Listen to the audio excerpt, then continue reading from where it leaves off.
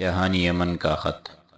تبوک سے نبی صلی اللہ علیہ وسلم کی واپسی کے بعد شاہان حمیر یعنی حارث بن عبد کلال، نعیم بن عبد کلال اور رعین حمدان اور معافر کے سربراہ نعمان بن قیل کا خط آیا۔ نامہ برمالک بن مرہ ریادی تھا۔ ان بادشاہوں نے اپنی اسلام لانے اور اہل شرک سے علیحدگی اختیار کرنے کی اطلاع دے کر اسے بھیجا تھا۔ رسول اللہ صلی اللہ علیہ وسلم نے ان کے پاس ایک جوابی خط لکھ کر واضح فرمایا: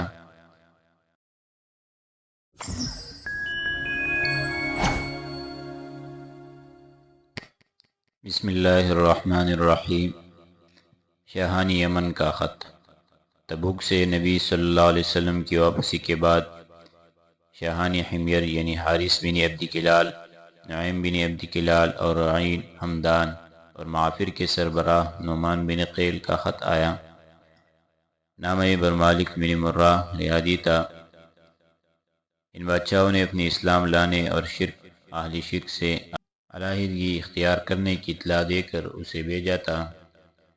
رسول اللہ صلی اللہ علیہ وسلم نے ان کے پاس ایک جوابی خط لکھ کر واضح فرمایا کہ اہل ایمان کے حقوق اور ان کی ذمہ داریاں کیا ہیں۔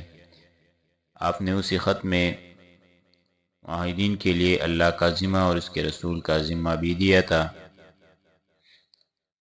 بشرطیہ کہ وہ مقررہ جزیہ ادا کرے۔ اس کے علاوہ آپ نے کچھ صحابہ کو یمن روانہ فرمایا اور حضرت معاذ بن جبل رضی اللہ عنہ کو ان کا امیر مقرر فرمایا۔ نمبر 10 وفد حمدان۔ یہ وفد 9 ہجری میں تبوک سے رسول اللہ صلی اللہ علیہ وسلم کی واپسی کے بعد حاضر خدمت ہوا۔ رسول اللہ صلی اللہ علیہ وسلم نے ان کے لیے ایک تحریر لکھ کر جو کچھ انہوں نے مانگا تھا عطا فرما دیا اور مالک بن نویت کو ان کا امیر مقرر کیا۔ ان کی قوم کے جو لوگ مسلمان ہو چکے تھے ان کا گورنر بنایا اور باقی لوگوں کے پاس اسلام کی دعوت دینے کے لیے حضرت خالد بن ولید کو بھیج دیا۔ وہ 6 مہینے مقیم رہ کر دعوت دیتے رہے لیکن لوگوں نے اسلام قبول نہ کیا۔ پھر آپ نے حضرت علی بن ابی طالب رضی اللہ عنہ کو بھیجا اور حکم دیا کہ وہ خالد رضی اللہ عنہ کو واپس بھیج دے۔ حضرت علی رضی اللہ عنہ نے قبیلہ حمدان کے پاس جا کر رسول اللہ صلی اللہ علیہ وسلم کا خط سنایا اور اسلام کی دعوت دی تو سب کے سب مسلمان ہو گئے۔ حضرت علی رضی اللہ عنہ نے رسول اللہ صلی اللہ علیہ وسلم کو ان کے حلقہ بکوشی اسلام ہونے کی بشارت بھیجی۔ آپ نے خط پڑھا تو سجدے میں گر گئے، پھر سر اٹھا کر فرمایا: حمدان فر سلام، حمدان فر سلام۔ نمبر 11 وفد بنی فزارہ۔ یہ وفد 9 ہجری میں تبوک سے نبی صلی اللہ علیہ وسلم کے واپسی کے بعد آیا۔ اس میں 10 سے کچھ زیادہ افراد تھے اور سب کے سب اسلام لا چکے تھے۔ ان لوگوں نے اپنے علاقے کی قحط سالی کی شکایت کی۔ رسول اللہ صلی اللہ علیہ وسلم منبر پر تشریف لے گئے اور دونوں ہاتھ اٹھا کر بارش کی دعا کی۔ آپ نے فرمایا: اے اللہ، اپنے ملک اور اپنے چوپایوں کو سیراب کر، اپنی رحمت پھیلا، اپنے مردہ شیر کو زندہ کر۔ اے اللہ، ہم پر ایسی بارش برسا جو ہماری فریاد رسی کر دے، راحت پہنچا دے، خوشگوار ہوں، پیلی ہوئی ہمگیر ہوں، جلد آئے، دیر نہ کرے، نفع بخش ہو، نقصان رسا نہ ہو۔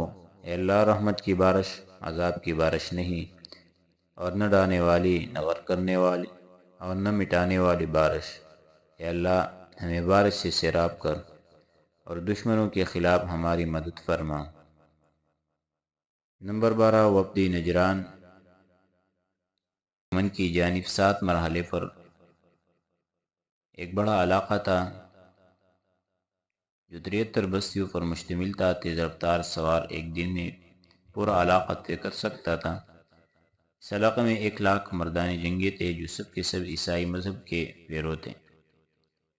نجران کا وفد 9 ہجری میں آیا۔ یہ 60 افراد پر مشتمل تھا۔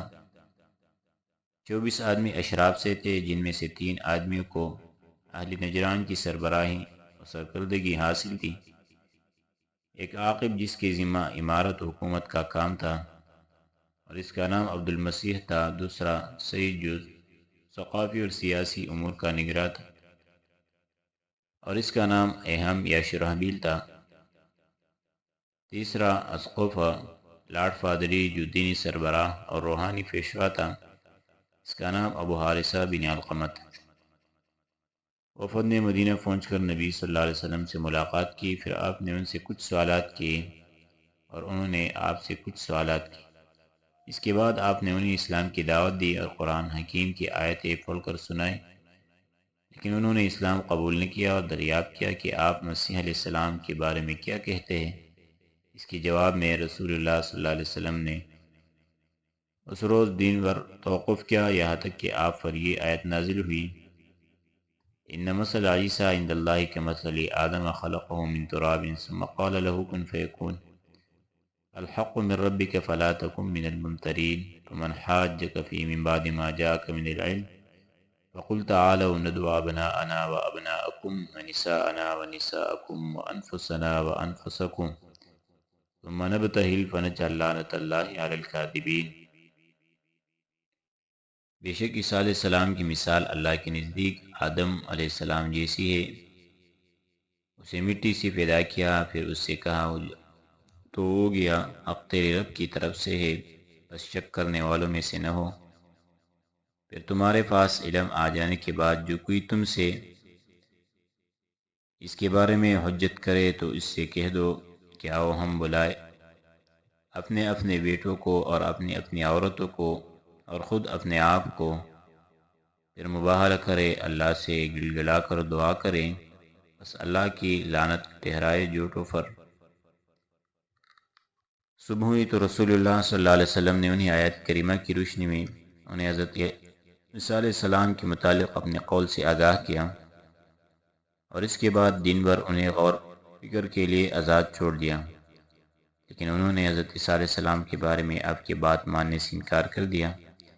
جب اگلی صبح ہوئی، بہرحالی کی وفد کے ارکان حضرت عیسیٰ علیہ السلام کے بارے میں آپ کی بات تسلیم کرنے، اسلام لانے سے انکار کر چکے تھے، تو رسول اللہ صلی اللہ علیہ وسلم نے انہیں مباہلے کی دعوت دی، اور آپ حسن حسین رضی اللہ عنہما سمیت ایک چادر میں لپٹے ہوئے تشریف لائے۔ پیچھے پیچھے حضرت فاطمہ رضی اللہ عنہا چل رہی تھی۔ جب وفد نے دیکھا کہ آپ واقعی بالکل تیار ہیں تو تنہائی میں جا کر مشورہ کیا۔ عاقب اور سعید دونوں نے ایک دوسرے سے کہا، دیکھو مباہلہ نہ کرنا، خدا کی قسم اگر یہ نبی ہے اور ہم نے اس سے ملاعنت کر لی تو ہم اور ہمارے پیچھے ہمارے اولاد ہرگز کامیاب نہ ہوگی، روئے زمین پر ہمارا ایک بال اور ناخن بھی تباہی سے نہ بچ سکے گا۔ آخر ان کی رائے یہ ٹہنی کہ رسول اللہ صلی اللہ علیہ وسلم ہی کو اپنے بارے میں حکم بنایا جائے۔ چنانچہ انہوں نے آپ کی خدمت میں حاضر ہو کر عرض کیا کہ آپ کا جو مطالبہ ہو ہم اسے ماننے کو تیار ہیں۔ اس پیشکش پر رسول اللہ صلی اللہ علیہ وسلم نے ان سے جزیہ لینا منظور کیا اور 2000 جوڑے کفروں پر مصالحت فرمائی، 1000 ماہ رجب میں اور 1000 ماہ سفر میں، اور طے کیا کہ ہر جوڑے کے ساتھ ایک اوقیہ 152 گرام چاندی بھی ادا کرنی ہوگی۔ اس کے عوض آپ نے انہیں اللہ اور اس کے رسول کا ذمہ عطا فرمایا اور دین کے بارے میں مکمل آزادی مرحمت فرمائی۔ اس سلسلے میں آپ نے انہیں ایک باقاعدہ نوشتہ لکھ دیا۔ ان لوگوں نے آپ سے گزارش کی آپ ان کے ہاں ایک امین آدمی روانہ فرمائے۔ اس پر آپ نے صلح کا مال وصول کرنے کے لیے اس امت کے امین حضرت ابو عبیدہ بن جراح رضی اللہ عنہ کو روانہ فرمایا۔ اس کے بعد ان کے اندر اسلام پھیلنا شروع ہوا۔ اہل سیر کا بیان ہے کہ سعید اور عاقب نجران پلٹنے کے بعد مسلمان ہو گئے۔ پھر نبی صلی اللہ علیہ وسلم نے ان سے صدقات اور جزیہ لانے کے لیے حضرت علی رضی اللہ عنہ کو روانہ فرمایا، اور ظاہر ہے کہ صدقہ مسلمانوں ہی سے لیا جاتا ہے۔ نمبر 13، وفد بنی حنیفہ۔ یہ وفد 9 ہجری میں مدینہ آیا۔ اس میں مسلمہ کذاب سمیت 17 آدمی تھے۔ انشاءاللہ آگے درس میں ذکر کریں گے۔